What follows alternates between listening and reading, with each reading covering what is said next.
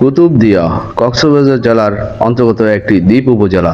পর সৌন্দর্যের লীলাভূমি হচ্ছে এই কুতুবদিয়া।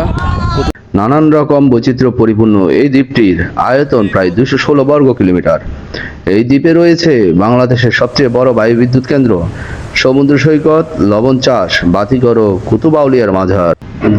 ধারণা করা হয় চতুর্দশ শতাব্দীর শেষের দিকে সাগরের বুকে কুতুবদিয়া দ্বীপ জেগে ওঠে, আর এই দ্বীপে মানুষের পদচারণা শুরু হয় পঞ্চদশ শতাব্দীর শেষের দিকে।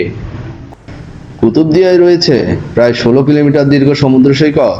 নির্জন এই সৈকতে পর্যটকের আনাগোনা খুবই কম, তবে এখানে জেলেদের কর্মব্যস্ততা চোখে পড়ে। সৈকতের প্রধান বৈশিষ্ট্য হলো এখানে প্রচুর গাংচিল ঘুরে বেড়ায়। সূর্যাস্ত দৃশ্য দেখার জন্য আদর্শ শ্রদ্ধা নিদর্শন হিসেবে কুতুবউদ্দিনের নামানুসারে এই দ্বীপের নাম রাখা হয় কুতুবউদ্দিনের দিয়া, যা পরবর্তীতে কুতুবদিয়া নামে পরিচিতি লাভ করে। বিদ্যুৎ মার্কেট বিদ্যুৎ কিনে দেওয়া। সমুদ্র সৈকত দেখার পরে আমরা ফিরে চললাম বায়ু বিদ্যুৎ কেন্দ্রের দিকে।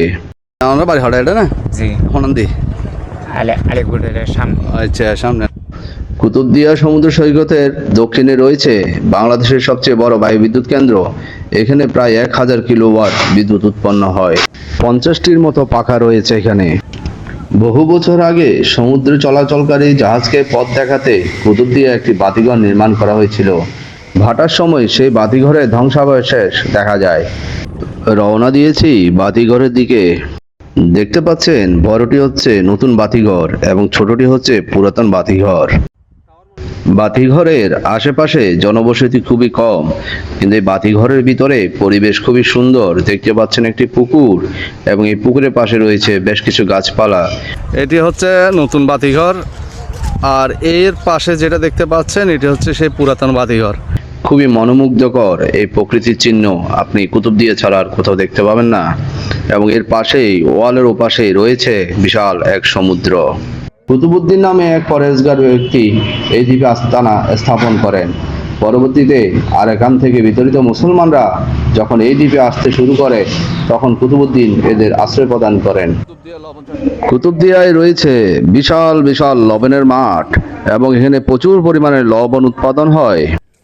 কুতুবদিয়া পরিদর্শন শেষে আমরা ফিরে চললাম আমাদের সেই আবার চট্টগ্রাম শহরের দিকে। কুতুবদিয়া ঘাটে এসেও দেখতে পেলাম খুবই মনোমুগ্ধকর, যা হৃদয় জুড়ানোর মতো প্রাকৃতিক দৃশ্য। আশা করি আপনাদেরও ভালো লাগছে। যদি ভালো লেগে থাকে অবশ্যই কুতুবদিয়া বেড়াতে আসবেন। আমারও ভালো লেগেছে, ইনশাল্লাহ আমি আবারও কুতুবদিয়া ভ্রমণের চেষ্টা করব। মালিক শাহ হুজুরের দরবারে গিয়ে মালিক শাহ হুজুরের মাজার জিয়ারত করে খুবই শান্তি পেলাম এবং আবার ফিরে চললাম সেই নিজ গন্তব্যে।